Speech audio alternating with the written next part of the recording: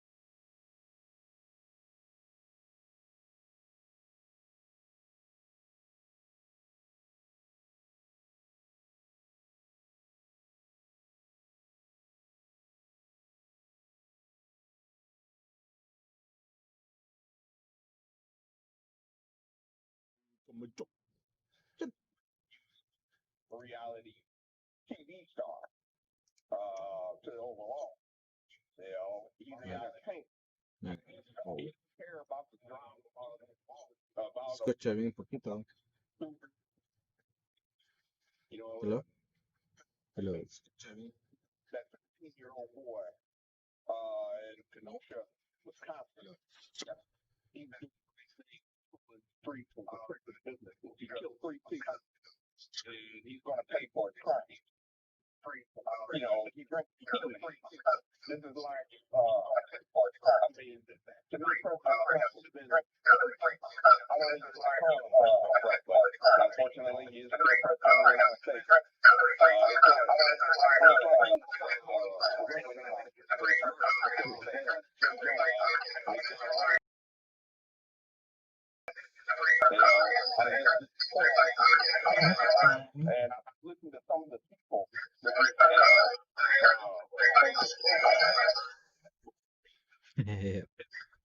Glad, I think your audio in your computer is picking up too.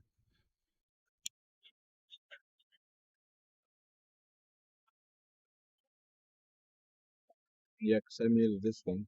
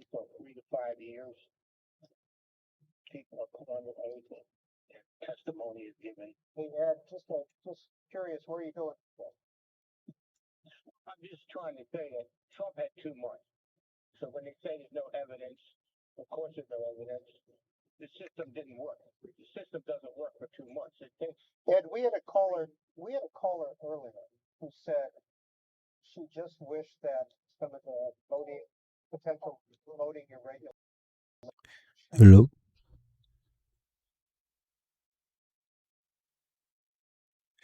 True.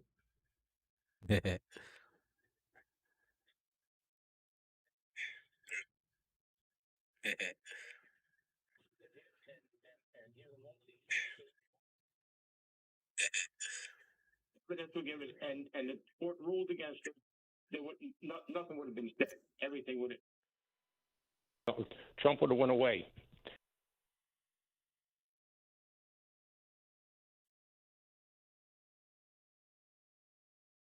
Can you see me?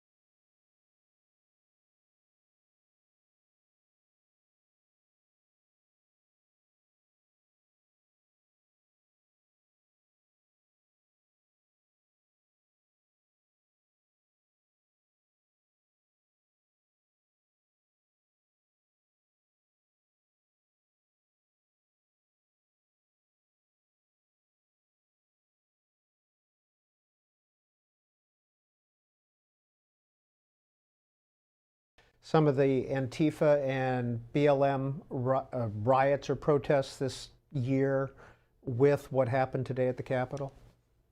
I definitely think so. There is definitely strong parallels there, and I think, like I said, if people would correlate what's going on and get the message, they might peacefully be able to, talk about these things. We don't need to storm the Capitol building. Martin Luther King Jr. brought 1 million people, and they didn't break into the Capitol.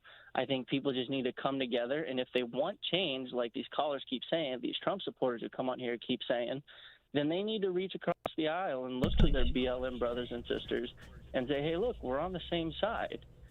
That's how we do it the democratic way, not through violence, not through aggression, not through name calling, but we listen to each other.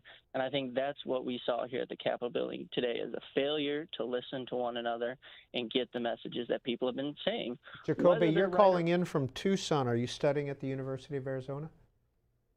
Yes, I am. And what is your major? Ethics and civil rights. I just finished a lecture course with the great Noam Chomsky. And I, for one, I'm not a liberal. I'm an independent, so I don't want people to think that I'm just some liberal. All right. Thanks for calling in and sharing your thoughts. Ken is in Port Clinton, Ohio. Please go ahead, Ken. What's your reaction to the events of today? For taking my call, sir. I'm a veteran, and let me tell you, the actions of today is appalling. Never in my life. All right. Can you change it to the other? Ever witnessed anything like this? I feel bad for that lady's Go family back to and all the people involved. CNBC. But this just didn't come from the election or today. This has been going on for the last 4 years. When you look across Congress the is talking aisle, on the that Democrats one. can't work well with the Republicans, and nobody in that in this administration wanted Let them be your prophets. Instead, organize. Do what he needed to do. This started 4 years ago when they started going after President Trump, and then just increasingly got worse over the time. Do you see fault with the president's reactions? Yeah, he needs to stay off of Twitter and and be more diplomatic and All right. accepting So to here we are. Change himself. But like I said, we are going to switch to the other feed because that's where Congress is speaking. For the last 4 years. That's Ken in Port Clinton, Ohio. He mentioned we're trying to work on audio. Twitter account, which has been locked. Please forgive us supposedly, for the next 12 not being hours able or to so do this yet. because of but some of the tweets that he sent we out are learning earlier. as we go, and hopefully This it'll is be from Sarah Matthews, who's good the for you guys.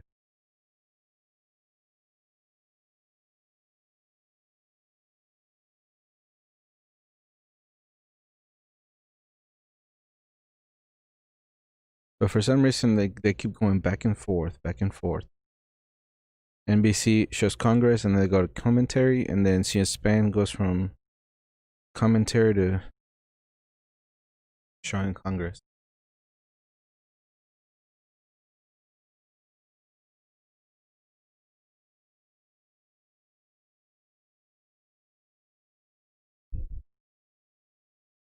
Surrounded by law enforcement personnel. We have seen folks here from the National Guard. We've seen FBI personnel. Again, a curfew is in effect. The crowd has dispersed. It has been quiet for the last several hours, but again, as you've been describing, it was quite a sight to see today. Now, as night falls, and as we wait to see the tension dissipate here, we are seeing a huge law enforcement presence here. And again, this curfew is in effect. Law enforcement is on very high alert right now outside of the U.S. Capitol. We're right in front of the Russell Senate Office building. Savannah? All right, Gabe, thank you very much. We continue to keep our eye on the United States Capitol. In just a few minutes, we'll see the House reconvene. That's the Senate floor. Right now, the senators are making their comments, but the thing we await now is whether or not any remaining Republican senator will lodge an objection to the certification of the electoral votes. If a senator does, presuming there are House members, Republicans, who still want to, and there are indications from several of them that they do, then we might see a longer protracted process that we had expected earlier today before all of this chaos unfolded. But the indications right now, certainly, as from the Republicans we've heard, those who had planned to lodge objections, like a Senator Langford or Senator Loeffler, they have said it's enough, it's over, we lay down our objections, we will certify the votes today. And so that is what's happening at this hour on Capitol Hill. Let's bring in Garrett Hake, one of our reporters on Capitol Hill. Garrett, what do you have for us? Well, I think the people that we need to watch for here as the Senate continues to figure out how long this night's going to go are Josh Hawley and Ron Johnson of Wisconsin. They're the two who raised issues about specific states that we haven't already heard about yet. Hawley, remember, earlier this week said that his specific objection was going to be about the state of Pennsylvania. And Ron Johnson of Wisconsin has indicated that he would object to the results in his home state.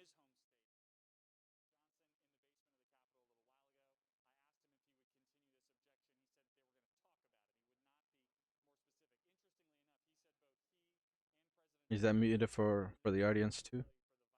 All right, well, welcome everybody. Thank you for watching this. I guess what's going on in real time right now. You know, this is my first time I do a live stream. We cannot do video and audio, but audio should be just fine. I mean, if you can, that'd be cool. But okay. So what we just heard, all right, if you just tuned in, what we just heard, the I guess one of the commentators for NBC News is that the Republicans who earlier today were planning on objecting to Joe Biden's, I guess you can say, presidential election or being president-elect, there's no longer an issue for them anymore. What happened today with the Capitol being breached, with people getting shot, getting pepper sprayed, getting rubber bullets shot at them, that pretty much did it for them. So now they're saying that they're going to side with Joe Biden, and they're going to go ahead and certify the votes, the votes from the Electoral College. So that is very important. That's really important to understand, because now there's nothing that we can really say at this point that will change the mind of Congress, that's going to change the mind of the senators, and really should change the mind of the American people, because as far as Joe Biden is concerned and Kamala Harris, their election now is legitimate. Legally, is legitimate. It doesn't matter what Cindy Powell has Doesn't matter what Linwood has. It doesn't matter what anybody is saying at this point. As far as the courts, Congress, and anybody is concerned, they're saying that all of this is legal now. So now we have to shift from being, I guess you can say, from being worried about what's going to happen, whether Trump is going to do the Insurrection Act or not, whether all of these possibilities that we had for Trump to pretty much stay president, they're pretty much vanished now. Okay, they are convened again right now, saying they're going to pretty much make it a fact that Joe Biden is now the president for the next 4 years. So now we have to move from what Trump could have done, what Trump can still do, or whatever, to, okay, what we're going to do for the next 4 years now. We have to prepare for that, all right? I've been talking about it in this podcast, saying that we have to be ready for the day that Joe Biden is inaugurated. And it looks like now it's going to happen. So what is it going to be? What are we going to do? How are we going to prepare? Okay, so let's just go ahead and think. What do we know the policies that Joe Biden and Kamala Harris are going to enforce? We know that they're going to do the gun confiscation, or the, at best or worst, or at best they're going to do is they're going to do some type of buyback program. They're going to limit magazine capacity. They're going to do all these things with gun control. Right? If in the past red flag laws was an issue, now it's not going to be an issue. Right? Now they control the Senate, they control the House, and they control the presidency. So what's going to happen? Whatever they want to pass is going to pass, no problems. Okay? And in the past we have said that if we had enough people or enough Republicans on the Senate, then we could kind of like balance it out. But now, even with the people who are already given up because of what happened today, it's a clear indicator, to me at least, that they're going to pass anything with not much of a fight. I mean, yeah, Ted Cruz is still there and some other wasn't still there, but let's just look back at the when they passed the omnibus bill and the COVID package. It was everybody against, I think it was like 6 people, something like that. And why did they pass it? Of course, they needed to go ahead and fund the government, and they went ahead and passed the $600. But it goes to show that even the people who we thought that weren't gonna stand up and do something about something, they're not there. We know they're rhinos, or we know that they're going to be the type of Republican who's gonna be able to be either manipulated or make deals with, who's going to be able to get the vote for whatever it is that the Biden administration is going to do here in the next 4 years. Now,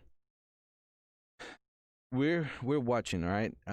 You can put the feedback on there if you want to, or you can leave it on here. It doesn't matter. Rise and do a state's legally obtained electoral college votes. Rather, I rise in hopes of improving the integrity of the ballot to hold states accountable. The senators, they're back into the Capitol building. They're not stopping the certification of the votes. All right, we thought it was going to be pushed for tomorrow and the next day, but they just came back a few hours later. Now they have, what's wrong? Now they have the military out there. They have the police out there, and doesn't matter how many Trump supporters try to come now. They have the barricades in place, and now they have beefed up security. All right, so let's listen to what that we will respect our responsibility to the Constitution and to the American people.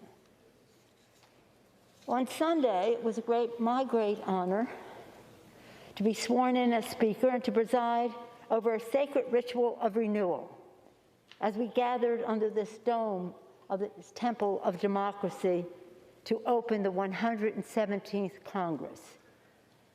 I said that as we were sworn in then, we accept a responsibility as daunting and demanding as any previous generation of leadership has ever faced. We know that we're in difficult times, but little could we have imagined the assault that was made on our democracy today.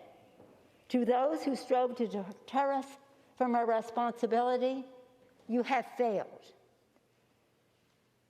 To those who engaged in the gleeful desecration of this, our temple of democracy, American democracy, justice will be done. Today, January 6th, is the Feast of the Epiphany.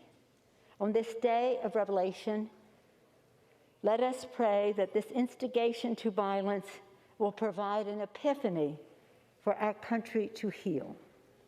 In that spirit of healing, I evoke the song of St. Francis. I usually do. St. Francis is the patron saint of my city of San Francisco, and his song of St. Francis is our anthem. Lord, make me a channel of thy peace. Where there is darkness, may I bring light. Where there is hatred, let us bring love. Where there is despair, let us bring hope. We know that we would be part of history in a positive way today, every 4 years, when we demonstrate again the peaceful transfer of power from one president to the next. And despite the shameful actions of today, we still will do so. We will be part of a history that shows the world what America is made of.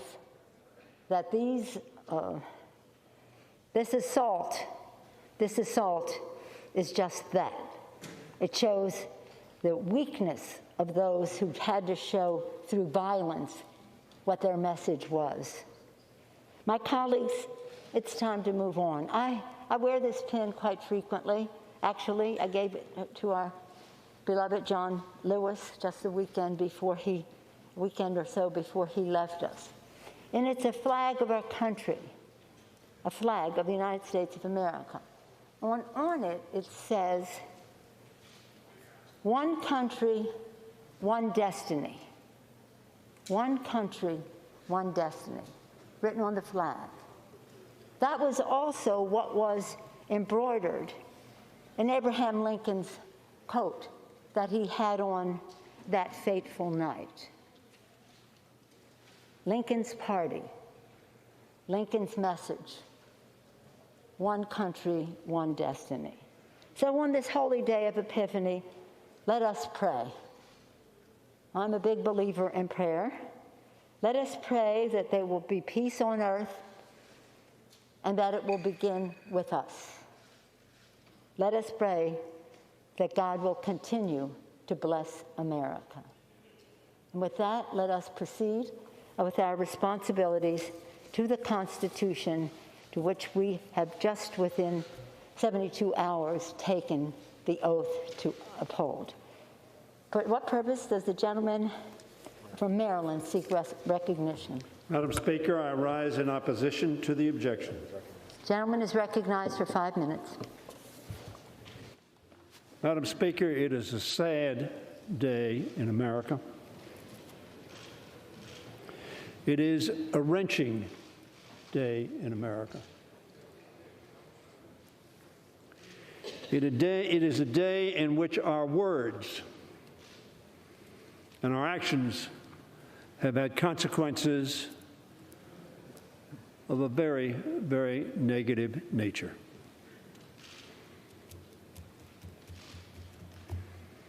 We ought to watch our words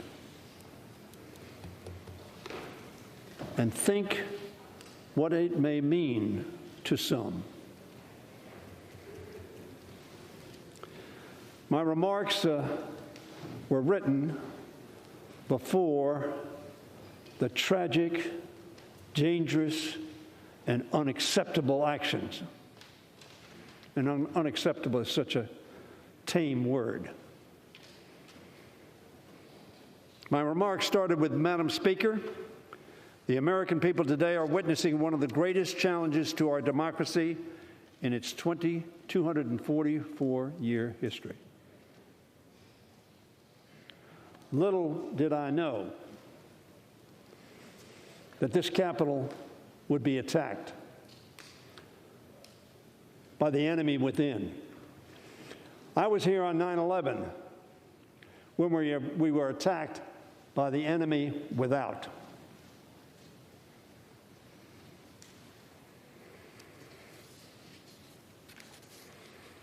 We need to all work together to tame and reduce the anger, and yes, the hate that some stoke.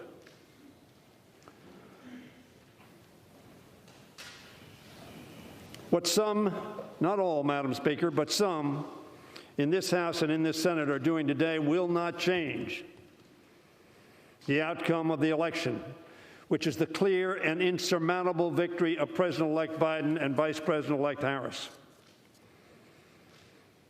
Instead, all they will accomplish is to further the dangerous divisions. This was written before this Capitol was assaulted, before this democracy was put aside by thousands.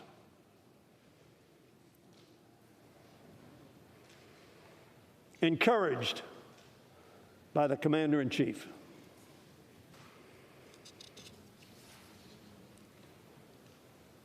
Instead, all they will accomplish is to further the dangerous divisions, as I said, among our people and energize conspiracy theories stoked by our foreign adversaries, which seek to erode America's confidence in our democracy and our system of free and fair elections. I was here in 2000. I was strongly in favor of Al Gore for president. And my candidate got more votes than the other candidate. His name was George Bush, of course.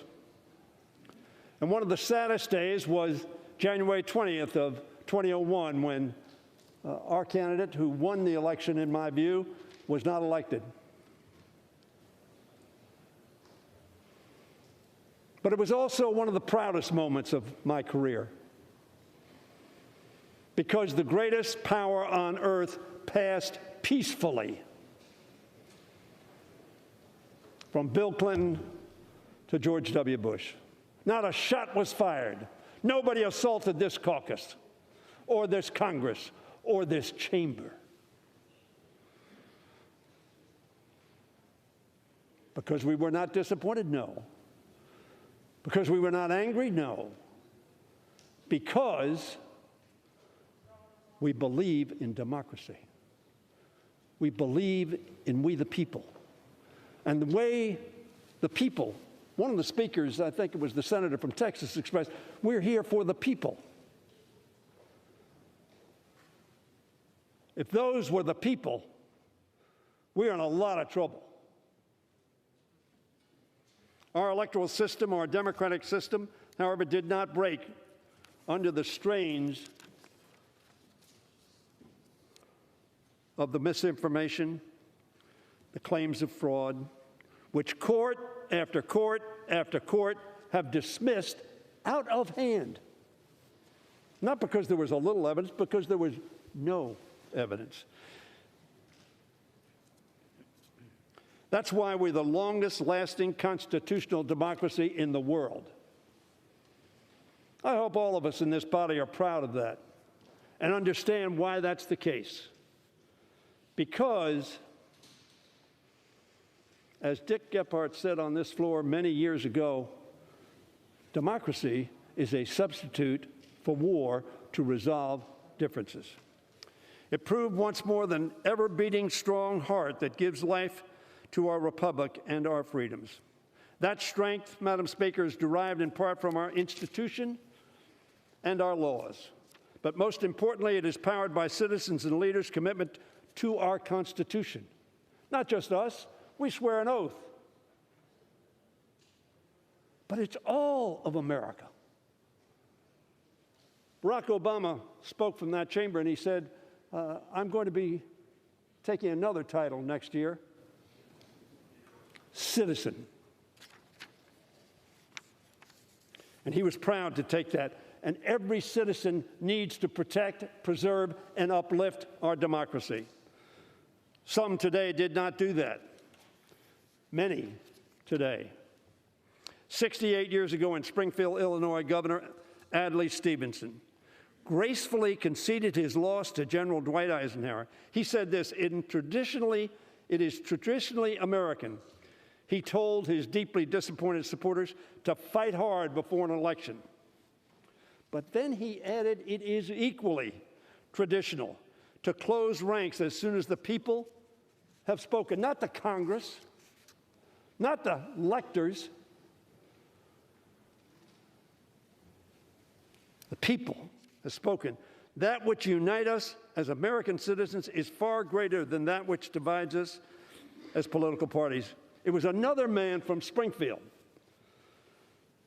68 years earlier, who won re-election to the presidency in a national crisis that tested our country and its democratic institutions, who pleaded even in his hour of victory for the same spirit of reconciliation.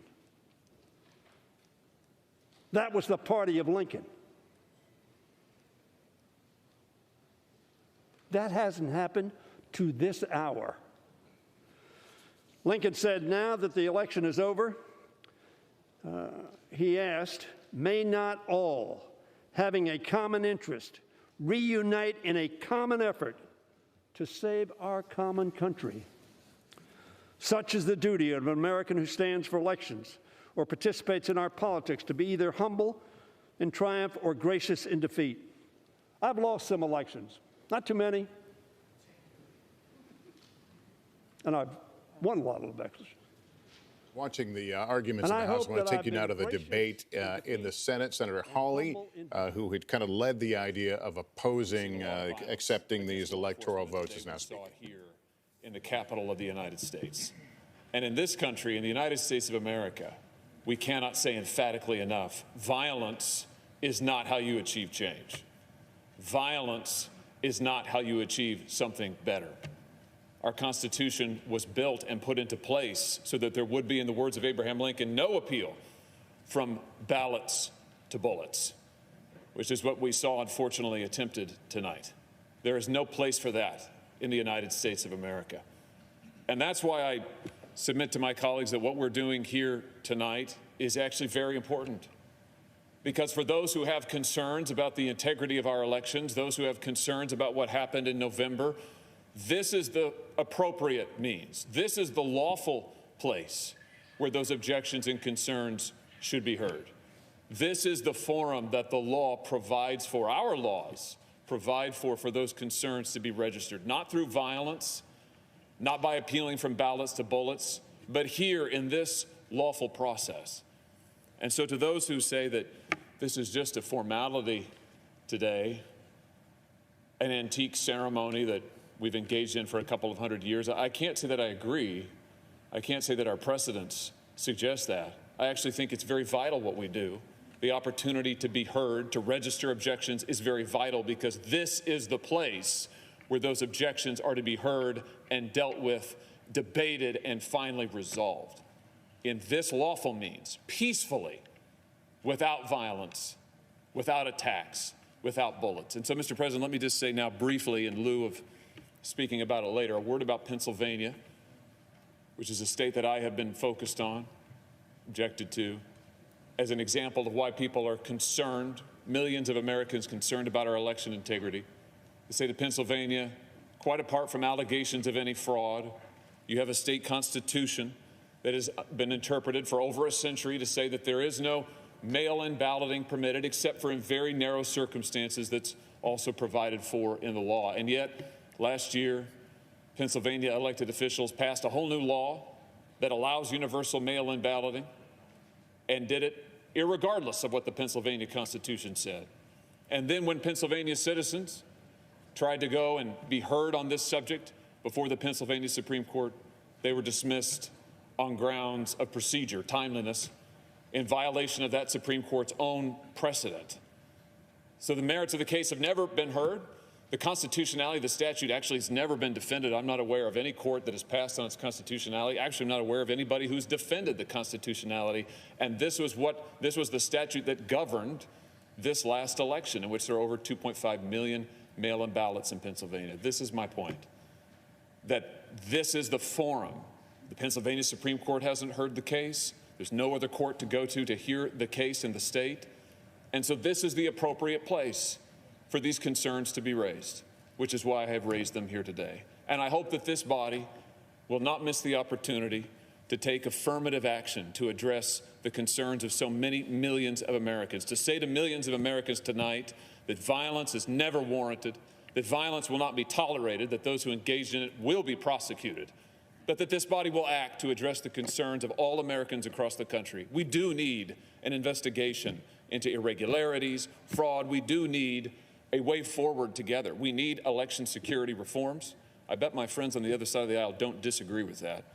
We need to find a way to move forward on that together so that the American people from both parties, all walks of life, can have confidence in their elections and that we can arrange ourselves under the rule of law that we share together.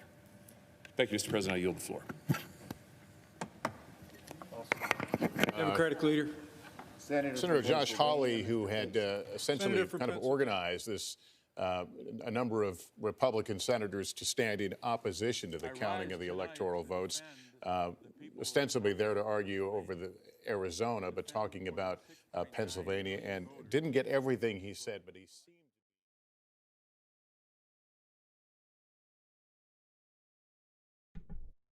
All right, so we just heard what they were saying, right? So now that they go into the commentary, I'm going to start my new commentary. So, what the representative Steny Hoyer from Maryland said is really important, because now what I had said in previous podcasts is that is Biden going to declare war on the Patriots? And as you heard the representative from Maryland say, he pretty much said that everybody today that was down there at the Capitol Hill is pretty much a terrorist. They're the enemies within. So anything that the Trump supporters do from now on, they're always going to be seen in that light. And you know, they're the ones that have the control right now. They're the ones that have the House, the Senate, and now the presidency. So they're going to go on forward from what happened today. You know, they keep saying that everything that happened today, they're going to persecute the people. But we know that with BLM and Antifa and everybody else who burned down businesses and looted stores and all that stuff, that did not get prosecuted. The people who would get caught, they would be released the same night with no bond or no bail or whatever. The point is that it is clear where they have drawn the line on the sand. So we have to be ready for that. All right. So now you have to make yourself this question: am I going to continue in the same line of thinking as I was, or are we going to fall in line? What are we going to do? Because we know that they're going to raise taxes. They're going to come for the guns. We're going to look at Venezuela very, very soon. You know, they're talking about giving another stimulus. They're going to send out $1,000. We know that's what that's going to do to the currency. So what are we going to look like in the next few years? That is the real question. So when we have senators and we have congressmen and when we have people from the House of Representatives talking about the people who showed up today and stormed the Capitol, when they refer to them as terrorists, we know exactly how they're gonna go about it. Okay, if they have video, they have cameras, all the surveillance that they've been doing. You know, I talked about it when we were talking about it on the chat rooms and all the other ones. What we said is that they're gonna be doing surveillance, electronic surveillance on everyone, and everybody that was there, they are being logged. All right, let's get back into what's going on.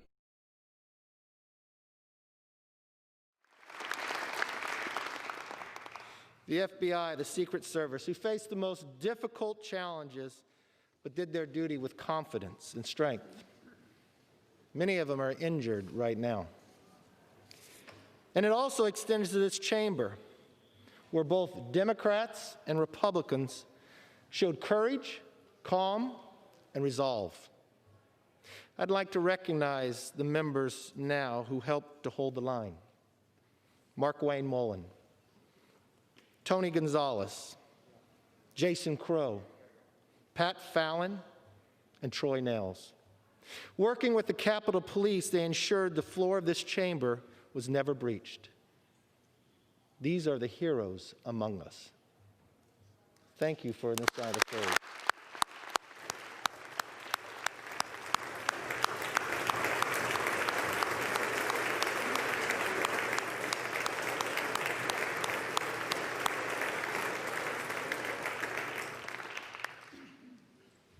Looking back on the past few hours, it is clear this Congress will not be the same after today. And I hope it will be the better. I hope not just this institution, but I hope every American pauses for that moment and thinks among themselves that we can disagree with one another but not dislike each other. We can respect the voices of others. There's many times we debate on this body, and we should. There's many times we can get heated. I still consider Steny Hoyer a very good friend. There's times I get upset. I'll call him at home to express what things I may not see fair or just. But that's the way we should handle things. The majority leader is right. We are all Americans first. But should we also think for a moment, what do we put on social media? What do we convey to one another? Just because you have a personal opinion different than mine, you have a right to say it. But nobody has a right to become a mob. And we all should stand united in condemning the mob together. Yeah. Back over to the Senate, Mitt Romney, who has been opposed to these objections to the electoral vote counting, is speaking. We're watching TV, thinking about this building, whether their grandpa was okay. I knew I was okay. I must tell you as well, I was proud to serve with these men and women. This is an extraordinary group of people. I'm proud to be a member of the United States Senate and meet with people of integrity as we do here today. Now we gather due to a selfish man's injured pride and the outrage of supporters who he has deliberately misinformed for the past 2 months and stirred to action this very morning. What happened here today was an insurrection incited by the President of the United States. Those who choose to continue to support his dangerous gambit by objecting to the results of a legitimate democratic election will forever be seen as being complicit in an unprecedented attack against our democracy. Fairly or not, they'll be remembered for their role in this shameful episode in American history. That will be their legacy. I salute Senator Langford and Loeffler and Braun and Daines, and I'm sure others, who in the light of today's outrage have withdrawn their objection. For any who remain insistent on an audit in order to satisfy the many people who believe that the election was stolen, I'd offer this perspective. No congressional audit is ever going to convince these voters, particularly when the president will continue to say that the election was stolen. The best way we can show respect for the voters who are upset is by telling them the truth.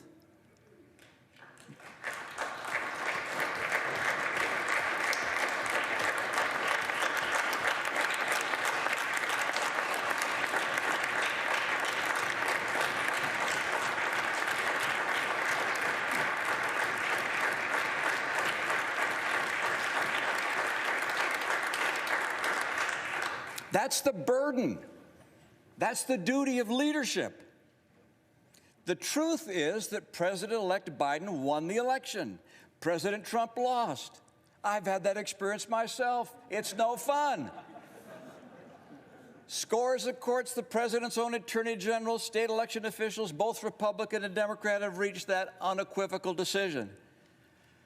And in light of today's sad circumstances, I asked my colleague, do we weigh our own political fortunes more heavily than we weigh the strength of our republic, the strength of our democracy, and the cause of freedom?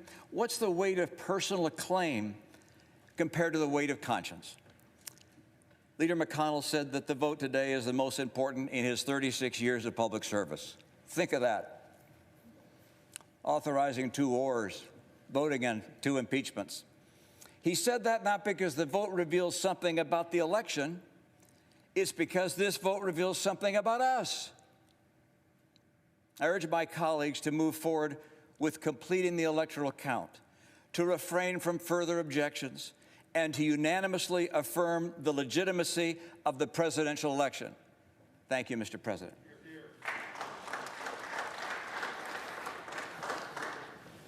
Democratic leader. Senator from New Hampshire, Senator Shaheen. Senator from New Hampshire. Mr. President, on January 3rd, so we've been watching kind of flip-flopping between the 2 chambers of Congress that are back in session, back at it, and moving ahead with the business of certifying the electoral votes and making official Joe Biden's victory. Inauguration set for 2 weeks from today, January 20th, under the Constitution. And as I go to Garrett Hake, we just saw Mitt Romney, a candidate you covered, and he said,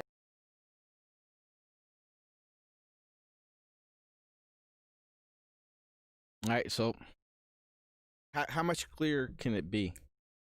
They're going to certify the votes. Biden's going to be president January 20th. And there's nothing that we can do or say that is going to change that. Whatever people were trying to accomplish today in Capitol Hill has been turned around against them. Now that they're terrorists, they're the enemy of the people, they're the enemy of America. Obviously, all the congressmen and all the senators are pretty much coming together in unison, and they're all saying that what happened today is wrong. You know, they're calling it out, and it's really clear. I hope it's really clear to you too, that everything that we're going to be seeing in the next 4 years it's pretty much being presented tonight. Everything that you're seeing, all the expressions that they're saying, all the comments that they're saying, everything that they're condemning is going to be the same exact thing that we're going to see in the next 4 years. So if Biden had or needed an excuse really to pretty much call the Trump supporters his enemies and everything like that, everything was shown today with the Capitol building being, you know, stormed or whatever. So here's what I'm saying. It is going to be our choice on what we're going to do from this point on. All right. So hopefully you're going to prepare. You're going to continue to prepare. If you're going to continue to put out the way that you think on social media and everything like that, just know that it's going to be documented. It's going to be used against you. And they're pretty much going to say that you're the extremist. You're the crazy one. All right. You're the terrorist. You're the enemy of America. If we heard all of that in the past 4 years from Trump being president till now, just imagine how much worse it's going to be now, you know, to the next 4 years or now on forward. When patriots go to the Capitol building to protest getting our guns taken away. When people go and protest our currency being devalued. When people go to protest whatever it is that Biden may do. Now, everything that happened today is going to be thrown back at our face and say we are not going to listen to you because you're an extremist group.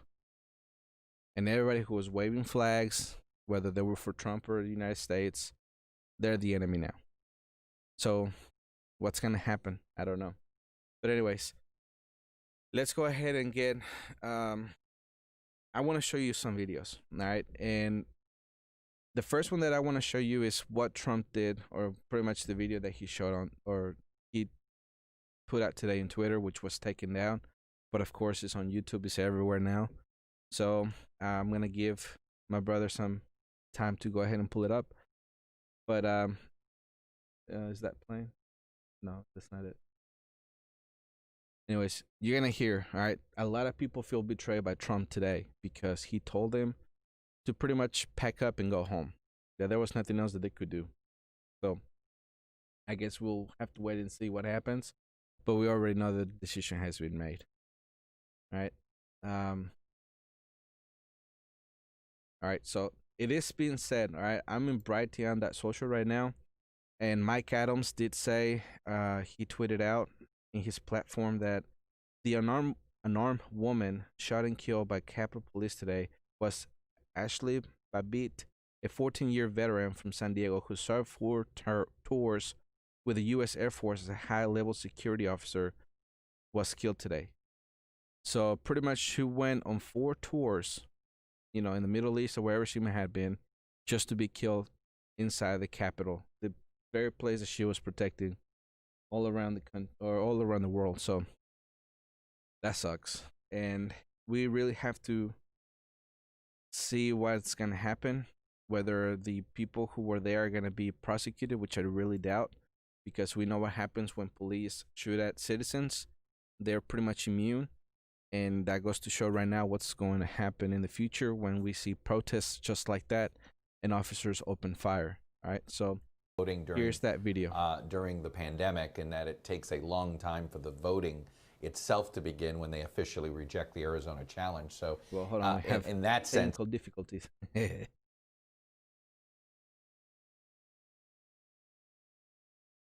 To have peace, we have to have law and order. We have to.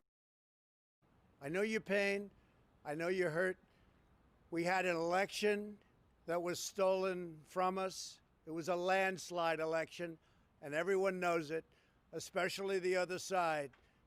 But you have to go home now. We have to have peace.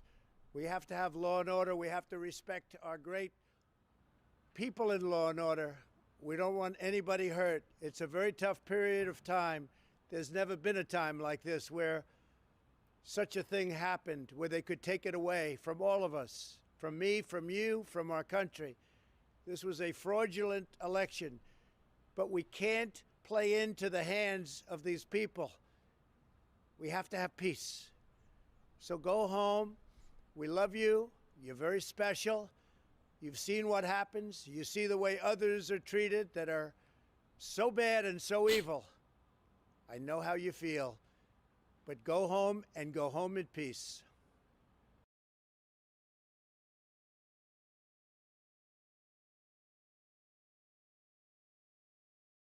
So pretty much go home and suck it up. All right. So that's pretty much what happened. Trump told people go ahead and go home. He people on the ground were saying they were feeling betrayed by Trump, that he pretty much didn't do anything to either protect them or help them out in storming the Capitol Hill. So what are we gonna do, or what are they gonna do from now on? What's the plan? Are they gonna continue to fight now that Trump is no longer in the Oval Office, since he's the one that they were looking up to change everything, to drain the swamp, to make America great again, and all those things? I mean, that has pretty much been killed. That's gone. The 4 years that people were expecting Trump to have are gone now, right? And even though we're seeing the Congress and the Senate debating, quote unquote, what they're gonna be doing with the objection from Arizona, even if that objection goes through, the Congress and the Senate have said that from that point on, there's pretty much not going to be any more objections to the rest of the votes. So again, we're back around where we started. Biden is going to be the president. All right, so there's other things that we have to worry about too. All right, so it's not just what's happening with Congress and what's happening with everybody in the Senate. I do want to go ahead and you have the other video ready? Yeah. All right, so I do want to show you another video. This one should be playing as I speak, but we're still getting it ready. But there's other things that we have to worry about, because there's different things that's going on all at once. We have this potential for civil war to break out, which of course is still happening. It's still a potential. Just because nothing major happened today, that doesn't mean that the bullets won't be flying later. Even if right now people do go home and they don't do anything that they were promising they were going to do, when Biden has his term, or at this point we can say Kamala Harris has her term, the confiscation, the taxes, the endless printing, and all the other things that Biden was saying, the forced vaccination, now that can be a reality. Are you gonna be forced vaccinated? Are you gonna allow that to happen? Is that something that it's gonna be in your future? I mean, right now they're talking about that if you want to have it, you can get it, but later on they're gonna be talking about that is gonna have to have it. Why? Because we're having more lockdowns. We're gonna go into another lockdown.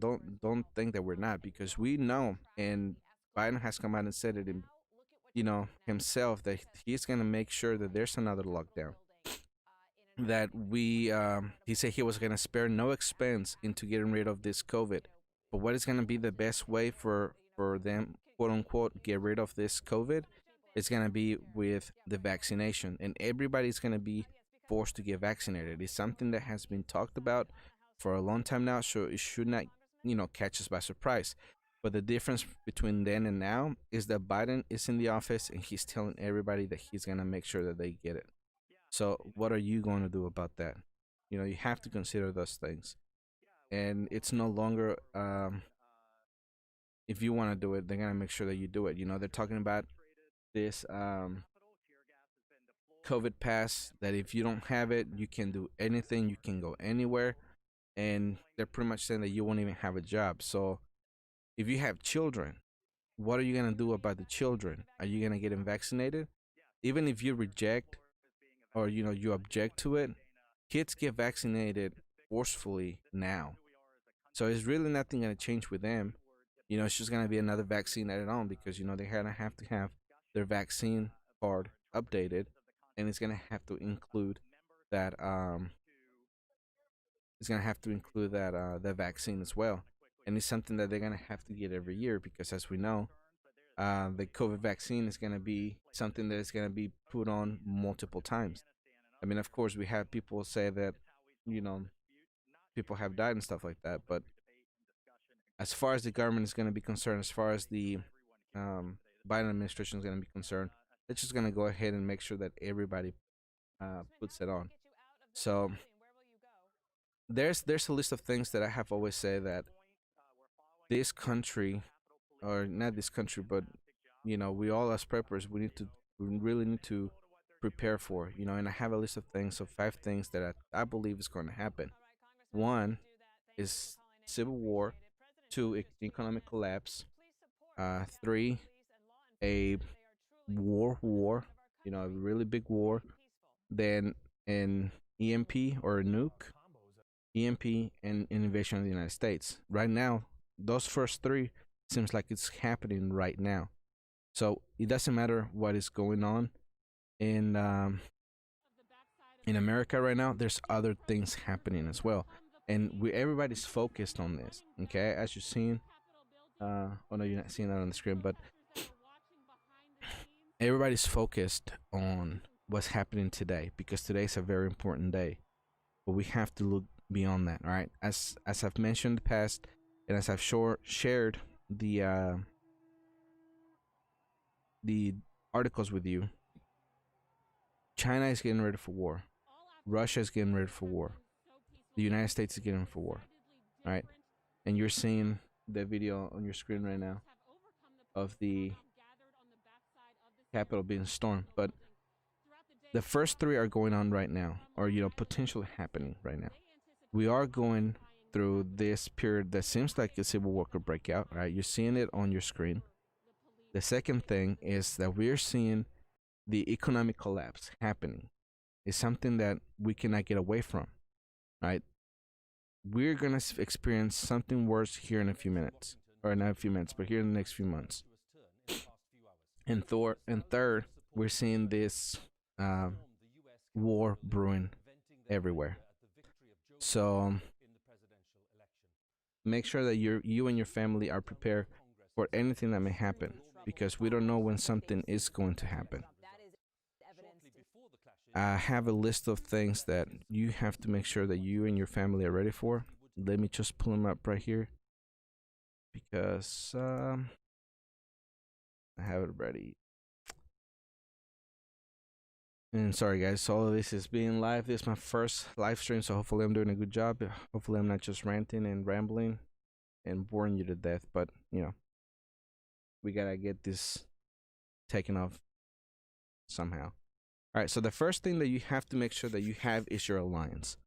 The reason that you want to make sure that you have an alliance first is because you're going to have to make a plan on how much of everything you're going to need. Right? If you're gonna need food for 10 people, you need to know that from the beginning. It shouldn't be the last thing that you gotta know. So the first thing that you need is your alliance. The second thing is for you to make a plan. Make a plan with your alliance. Once you know who's gonna be in your corner fighting with you when all of this breaks out, right? Because we're seeing a lot of things today. Today was a very interesting day, to say the least. You need to understand who's going to be in your corner and what you're going to do once crap actually hits the fan. The next thing you need is food. And food is not just you stocking up on something. When I say food, it's a whole bunch of things. All right. So really, this list that I'm giving you is just the roots, because each individual one is going to grow to be its own tree, because it's going to take you to different places. It's going to have different, things coming out of it. So it's not just the one. All right. So with food, not only do you need to stock up food for 2 years, you need to understand why. And the reason that you need to understand why is because what the prepper community has done for the past several decades, that, the prepper community has been birthed, is that they just tell you to stock up on food that you think you're going to need, however long you think you're going to need it for. There's no real base. All right. When we're talking about a dark winter, we're talking about the collapse of everything.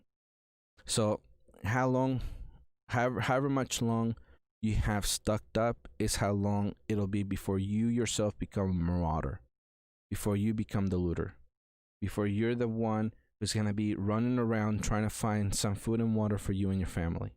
All right. So the more you stock up on, it's going to be best for you and your family, because it's going to push the timeline further for you. Now, you have to understand that as soon as something happens, you're going to have to start growing your own food, have your own animals, learn how to process the animals, learn what kind of food they eat, how to clean them, how to keep them healthy. All those things are going to take a long time. That's why I keep telling everyone that being a prepper now is no longer a hobby that we must do, or that we do, just for pleasure, just because we like it, just because we like being outdoors. But we have to do it as a way of life now, especially with everything that has been going on in 2020 and now in this first week of 2021.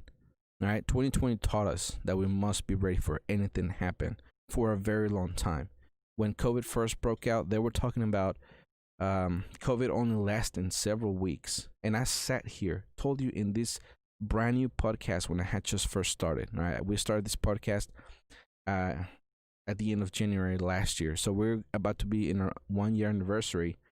And when that happened, I told you that you have to make sure that you have or that you get prepared for longer than the 6 weeks that they were talking about, because of course other countries had already reached their 6 weeks and they were still under lockdown. All right, so now look at us, almost an entire year later, and we're talking about going another lockdown. We're talking about people die from COVID, about millions of cases being out there, and it doesn't seem like there's an end in sight. So we have to make sure that we understand that we're gonna have to do everything we can to prepare for longer than just several weeks. We have to be prepared for at least 2 years with food, and you make sure you make sure you have your seeds, your animals, and your stocks ready to go whenever anything happens. All right, and I'm just gonna go ahead and go quickly on the list, because this has gone for a while now. We're at 63 minutes, so we want to go ahead and make sure that we don't take this too long. I mean, Congress is gonna be there for hours.